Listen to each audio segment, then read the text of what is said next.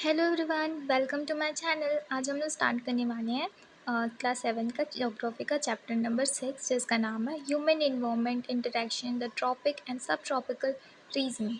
देखो, रेणुका ना बहुत ज़्यादा एक्साइटेड रहती है। आप लोग भी किसी किसी चीज़ को लेकर बहुत ज़्यादा एक्साइटेड रहते होंगे ना, वैसे रेणुका भी रहती है। क्योंकि क्यों रहती है वो? क्योंकि उसके जो अंकल है ना, श्रीकांत अंकल, वो 4 महीने के बाद वापस आ रहे हैं। वो वाइल्ड लाइफ फोटोग्राफर हैं और वो बहुत ज़्यादा घूमते हैं, मतलब वो ट्रैवल करते हैं। ओके, तो रेणुका का अपने अंकल को देखकर ही बचपन से बहुत ज़्यादा इंटरेस्ट रहा था वाइल्ड लाइफ फॉरेस्ट के बारे में। बहुत ही बचपन से वो ये सब चीज़ों के बारे में जानना चाहती थी। तो बचपन से उसको इंटरेस्ट था। तो उन एक दिन ना उनके जो अंकल रहते हैं वो उनको रेणुका को एक बुक देते हैं नेचर के बारे में, जिसमें बहुत सारी पिक्चर्स थी डिफरेंट डिफरेंट लैंड की, पीपल की, और वो कैसे रहते हैं। तो ये सब उसको बहुत फैसिनेट लगता था, मतलब वो फैसिनेटेड रहती थी हमेशा। ये पिक्चर में देख सकते हो, अलग अलग कंट्री के लोग, इनका पहनावा अलग है, ये दिखते अलग हैं। बहुत सारी चीज़ें हैं जिनसे हम डिफरेंस निकाल सकते हैं कि मतलब सब कैसे अलग हैं। फिर वो देखती है कि कहीं पे ड्राई एरियाज़ वाले लोग हैं, जैसे डेजर्ट्स वाले, कहीं फ्रोजन लैंड वाले हैं, कहीं रेन फॉरेस्ट ज़्यादा होती है तो वहाँ के लोग हैं। वो बोलती है कि ये सब लोग तो मुझसे बहुत डिफरेंट है, ऐसे रेणुका ऑब्जर्व करती है। तो उसके जो अंकल है वो बोलते हैं कि हाँ, अलग तो हैं, लेकिन ये भी दिखने में बस अलग है, लेकिन इनकी जो बेसिक नीड है वो भी हमारी तरह ही है। उन्हें भी फूड चाहिए, क्लोथ चाहिए और शेल्टर चाहिए। ऐसा करके उसके जो श्रीकांत अंकल हैं ना, वो बता रहे होते हैं। अब वो बोलते हैं कि जैसे जैसे तुम चीज़ें करती हो, शायद मतलब उनके भी बच्चे वैसे ही चीज़ें करते हैं। जैसे कि वो भी खेलते हैं, तुम भी खेलते हो, तुम भी झगड़ते हो, वो भी झगड़ते हैं, और आप भी डांस करते हो, गाना गाते हो, वैसे वो लोग भी करते हैं। लेकिन हाँ, वो लोग बहुत ही नेचर के क्लोज रहते हैं, और बहुत अर्ली एज में ही, मतलब बहुत छोटे रहते हैं तभी वो लोग नेचर की केयर करना सीख जाते हैं। वो लोग फ़िश को कैच करना सीख जाते हैं, और तो और जो मटेरियल है वो कलेक्ट करते हैं फॉरेस्ट वगैरह से। Life in the Amazon basin. अब देखो, अमेज़न बेसिन कहाँ पे है? साउथ अमेरिका में। ओके, ये जो येलो से मार्क किया गया है ये है अमेज़न बेसिन। देखो, अब ये वाला देख के क्या पता चल रहा है? अब आप लोग ये देखो कि 0 डिग्री कहाँ पे है। 0 डिग्री यहाँ पे है। तो देखो, 10 डिग्री ऊपर और 10 डिग्री नॉर्थ और 10 डिग्री साउथ, मतलब ये इक्वेटोरियल रीजन है। ओके, इक्वेटर पता है ना? जो 0 डिग्री वाला होता है उसको इक्वेटर बोलते हैं। उसके ऊपर टॉपिक ऑफ कैंसर और नीचे टॉपिक ऑफ कैप्रिकॉर्न होता है। तो यहाँ पे 10 डिग्री नॉर्थ और 10 डिग्री साउथ में ये फैला हुआ है, इसलिए इसको इक्वेटोरियल रीजन भी बोला जाता है। यहाँ से क्या होती है? अमेज़न रिवर फ्लो होती है इस रीजन से। ये कहाँ पे जाती है? माउंटेन से होते हुए आती है, वेस्ट की तरफ जाती है, और फिर अटलांटिक ओशन ईस्ट में भी जाती है। जहाँ पे बहुत सारे रिवर जो है फ्लो होते हैं एक दूसरे के, मतलब एक दूसरे के साथ आकर मिलते हैं, उसे रिवर माउथ कहा जाता है। ओके, बहुत सारे ट्रिब्यूटरीज होते हैं, जैसे कि बहुत सारी छोटी छोटी नदी एक में आकर मिलती है, उसको ट्रिब्यूटरीज बोलते हैं। जैसे कि बहुत सारी जो नदी है वो अमेज़न रिवर से आकर मिलती है और फिर फॉर्म करती है अमेज़न बेसिन को। इसमें कौन कौन सी रिवर बेसिन्स है जो ड्रेन होती है अमेज़न रिवर पर? वो है ब्राज़ील की, कुछ पार्ट ऑफ पेरू की, बोलिविया, इक्वाडोर और कोलंबिया एंड वेनेजुएला। यहाँ से भी बहुत सारी जो ट्रिब्यूटरीज हैं यहाँ से आती है, और कहाँ पे जाती हैं ये? अमेज़न बेसिन को फॉर्म करती है अमेज़न रिवर पे मिलके। अब थोड़ा सा क्लाइमेट देख लेते हैं अमेज़न बेसिन का। देखो, इक्वेटर के पास तो डायरेक्ट सन की रेस पहुंचती है, तो सन की रेस पहुंचती है, इससे हमें क्या पता चलता है कि वहाँ पे बहुत ज़्यादा हॉट रहता होगा, और जो क्लाइमेट है वो बहुत ज़्यादा वेट रहता होगा। वहाँ पे बहुत गर्मी भी होती होगी और बहुत ह्यूमिडिटी भी रहता होगा, ह्यूमिड जैसा वहाँ का वेदर रहता होगा, चिपचिपा टाइप का। और ये डे और नाइट दोनों में रहता है। हमारे स्किन जो है स्टिकी टाइप की फील होती है, वहाँ पे ऑलमोस्ट एवरी डे रेन होती है। ओके, और जैसे कि उसका जो टेम्परेचर है दिन में वो बहुत ज़्यादा हाई हो जाता है, और ह्यूमिडिटी भी बहुत ज़्यादा होती है ना, लेकिन नाइट में थोड़ा टेम्परेचर नीचे जाता है, उसके बावजूद भी वहाँ पे ह्यूमिडिटी बहुत ज़्यादा हाई रहती है। Next, rain forest. अब देखो, अमेज़न रिवर पे तो अमेज़न बेसिन पे बहुत ज़्यादा ही जो है रेन होती है, बहुत ही रेनफॉल होती है वहाँ पे। हमने अभी देखा कि रोज़ रोज़ भी बारिश होती है। तो इससे क्या होता है ना, बहुत ही ज़्यादा, मतलब अब प्लांट्स हैं वो बहुत ज़्यादा उगना चालू हो रहे हैं, तो वो बहुत ज़्यादा ग्रो हो रहे हैं। ठीक ठीक जो फॉरेस्ट है वहाँ पे बन रहे हैं, क्योंकि वहाँ पे बहुत सारे प्लांट्स अब ग्रो हो रहे हैं। तो फिर उसके बाद क्या होता है, वहाँ पे बहुत ही डेंस रूफ बन जाता है, मतलब इतने सारे पेड़ पत्तियाँ इतना सारा हो जाती है कि वहाँ पे सनलाइट जो है ना, वो भी नीचे तक पहुँचना बहुत मुश्किल होता है, ग्राउंड तक तो वो बहुत ही कम पहुँचती भी होंगी, पर नहीं के बराबर नेग्लिजिबली वहाँ पे पहुँचती है। और इससे क्या है, वहाँ पे पूरा जो वहाँ का ग्राउंड है, अगर आप खड़े होकर वहाँ पे देखोगे तो आपको बहुत ज़्यादा डार्क दिखेगी, बहुत ज़्यादा नम दिखेगी। नम क्यों? क्योंकि वहाँ पे क्या है ना, सनलाइट नहीं पहुँच रही है। ओके, तो यहाँ पे वेजिटेशन मतलब शेड वाले ग्रो होता है, और यहाँ पे जो ऑर्चिड्स हो गए, जैसे ब्रोमेलियाड्स हो गए, ये सब जो ना प्लांट्स मतलब ये प्लांट के टाइप्स है, तो वो यहाँ पे ग्रो होते हैं। ओके, जो बर्ड्स का बिक होता है वो भी बहुत ज़्यादा बड़ा होता है। ओके, और इसमें बहुत सारे कलरफुल होते हैं, बहुत ओवर साइज होते हैं, जैसे कि हम अभी अपने घर में देखते हैं ना छोटी छोटी प्यारी प्यारी सी चिड़िया, वो भी बहुत प्यारे होते हैं, लेकिन वो बहुत ज़्यादा बड़े बड़े होते हैं। ओके, और थोड़े वाइब्रेंट कलर होते हैं उनके में। इसके अलावा जो बहुत सारे एनिमल्स हैं, जैसे कि मंकी, स्लॉथ, ये सब लोगों का घर है ये। इसके जैसे कि अगर आप रेप्टाइल्स वगैरह ले लो, स्नैक्स ले लो, ये भी यहाँ पे रहते हैं। क्रोकोडाइल्स भी यहाँ पे रहते हैं, एनाकोंडा भी आपको देखने के लिए मिल जाएगा यहाँ पे, और बो कंस्ट्रक्टर भी आपको यहाँ पे मिल जाएगा। ऐसे बहुत सारे लोग रहते हैं, मतलब कि लोग in the sense, I am sorry, animals रहते हैं, रेप्टाइल्स रहते हैं, बर्ड्स रहते हैं। और तो और इसके अलावा बहुत सारे जो इंसेक्ट्स हैं, थाउजेंड्स ऑफ इंसेक्ट्स का ये घर है। यहाँ पे बहुत सारे तरह के फिश, बहुत सारे जो वेराइटीज़ की यहाँ पे फिशेस भी रहती है। ओके, क्योंकि जो अमेज़न रिवर पर मिलती है। तो ये जो अमेज़न बेसिन है वो बहुत ही एक्स्ट्रा ऑर्डनरी रिच है, वैरायटी ऑफ लाइफ यहाँ पे जो फाउंड होती है, मतलब यहाँ पे बहुत सारे टाइप के जो हमको चीज़ें, मतलब चीज़ें मिल जाएंगी, फौना भी मिल जाएगा, फ्लोरा भी मिल जाएगा। ओके, अब हम रेन फॉरेस्ट पीपल के बारे में थोड़ा पढ़ लेते हैं। जो यहाँ पे जो लोग रहते हैं ना, यहाँ पे वो लोग क्या करते हैं, छोटे छोटे स्मॉल एरिया पे यहाँ पे थोड़े ट्री को कट करते हैं, वहाँ पे फॉरेस्ट के ट्री को, फिर वहाँ पे वो लोग अपने स्मॉल एरिया में अपने जो फ्रूट है उसको ग्रो करते हैं। इसके अलावा जो मेन होते हैं वो लोग को काम दे दिया जाता है हंटिंग एंड फिशिंग का, तो वो वहाँ पे वो करते हैं, और वुमेन जो है वो जो उन्होंने उगाया है, एग्रीकल्चर वो लोग कर रहे हैं, वहाँ पे जो क्रॉप उन्होंने उगाया है उसको, उसकी केयर करते हैं। ओके, जैसे कि वो लोग उसमें ग्रो करते हैं mainly tapioca, pineapple, sweet potatoes, तो ये सब वो लोग ग्रो करते हैं। हंटिंग और फिशिंग जो है ना अनसर्टेन है, क्यों बताऊँ, क्योंकि वुमेन ही जो है जो अपनी फैमिली को फीड करती है, जो वेजिटेबल वो लोग ग्रो करते हैं। ओके, ये लोग प्रैक्टिस करते हैं slash and burn. Slash and burn क्या होता है? स्लैश एंड बर्न वो होता है कि वहाँ पे थोड़ा सा फॉरेस्ट को जला दिया जाता है, फिर उसमें खेती की जाती है, फिर उसके बाद ऐसे ही आगे आगे वो लोग बढ़ते जाते हैं। एक जो पीस ऑफ लैंड रहता है ना, उसको उसको पूरे के ट्री को और बुशेस को वहाँ पे कट कर दिया जाता है, उसे जलाया जाता है, फिर वहाँ से जो न्यूट्रिएंट्स निकलता है सॉइल पे, फिर वहाँ पे वो लोग क्रॉप को ग्रो करते हैं, तो उसको स्लैश एंड बर्न एग्रीकल्चर बोलते हैं। कुछ स्टेपल फूड भी वो लोग ग्रो करते हैं, जैसे मैनियोक और जिसको कसावा भी बोलते हैं, जो कि पोटैटो की तरह ही ना अंदर जो ग्राउंड में उगती है, और ये लोग मतलब कि क्वींस जो एंड्स होते हैं उनकी क्वीन को भी खा लेते हैं। वो लोग कैसे डिस्टिंग्विश करते हैं मुझे तो नहीं पता, तो वो लोग एग को भी खा लेते हैं, एंड को भी खा लेते हैं, और उसके अलावा वो लोग बहुत सारे क्रॉप जैसे कि कॉफ़ी, मेज़ वगैरह, और जो ककाओ हो गया, ये सब वो लोग ग्रो करते हैं। ओके, अब देखो वो लोग फॉरेस्ट में रह रहे हैं, तो ऑब्वियसली उनको बहुत सारा जो है वुड मिलेगा उनके हाउस के लिए। ओके, बहुत सारी जो फैमिलीज़ है वो थेस्ट हाउस में रहती है, जो कि बी हाइव्स जैसे कि शेप का होता है। और तो और बहुत सारे लोगों के पास उनका खुद का लार्ज अपार्टमेंट हाउस भी है, जिसको मैलोका बोलते हैं, जिसका स्लैंटिंग रूफ होता है। ओके, जो यहाँ पे जो लोगों का जो जीवन है अमेज़न बेसिन पे, वो धीरे धीरे चेंज होता जा रहा है। जैसे कि पहले क्या होता था, जो पहले के दिनों में जो फॉरेस्ट है वो उनका हार्ड हुआ करता था, और वहाँ तक पहुँचना नेविगेशन के थ्रू ही पहुँचा जा सकता था, रिवर के थ्रू।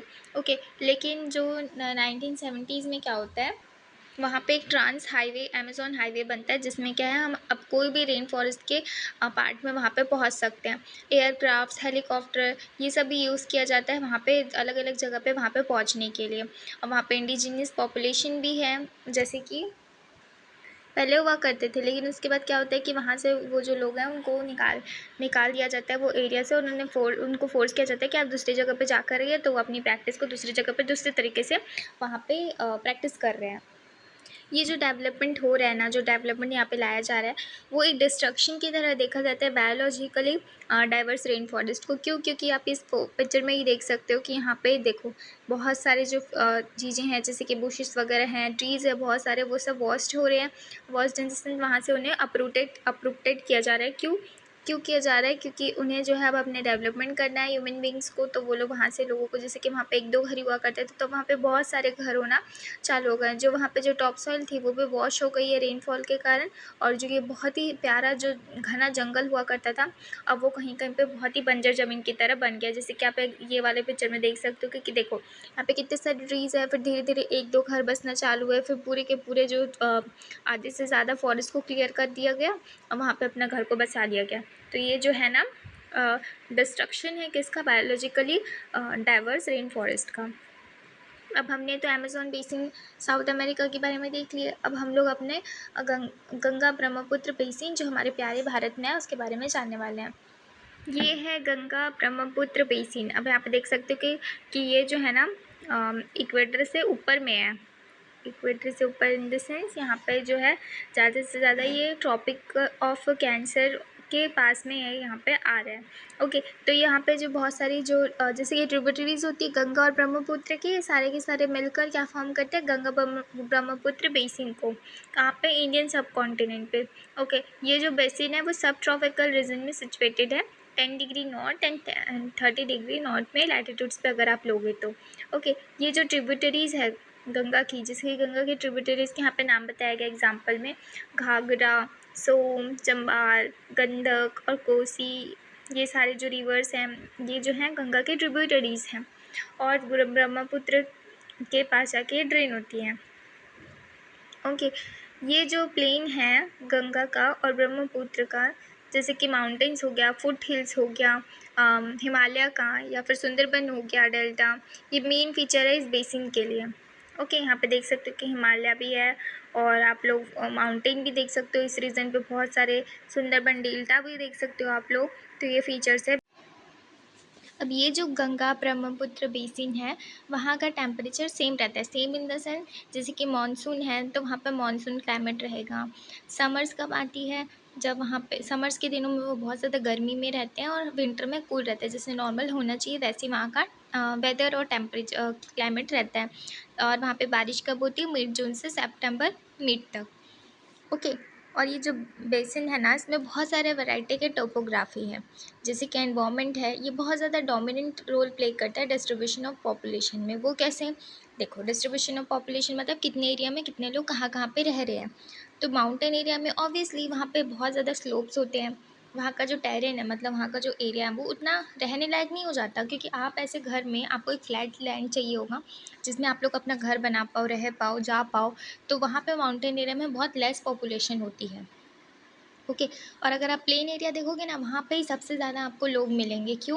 क्योंकि अब वहाँ पे लोग अपना घर बना सकते हैं, वहाँ पे खेती कर सकते हैं, वहाँ पे आना जाना बहुत ही ईज़िली हो पाएगा, वहाँ की सॉइल भी बहुत फर्टाइल होती है, इसलिए वहाँ का एग्रीकल्चर बहुत मेन ऑक्यूपेशन होता है। जहाँ पे फ्लैट लैंड पे लोग रहते हैं वहाँ पे वो लोग एग्रीकल्चर में इन्वॉल्व तो होते ही हैं।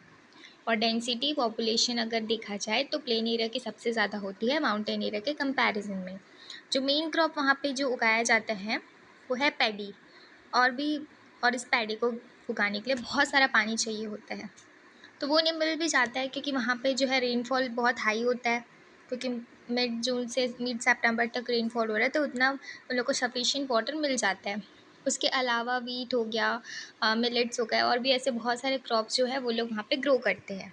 और तो और वो लोग शुगर कैन और जूट भी ग्रो करते हैं। बनाना की भी प्लांटेशन वहाँ पे होती है। वेस्ट बंगाल और असम जैसे एरिया में वहाँ पे टी का प्लांटेशन होता है। सिल्क जैसे जो एक सिल्क वॉर्म से सिल्क बनाया जाता है वो पार्ट्स ऑफ बिहार और असम में इसका ग्रो मतलब इसका कल्टीवेशन किया जाता है।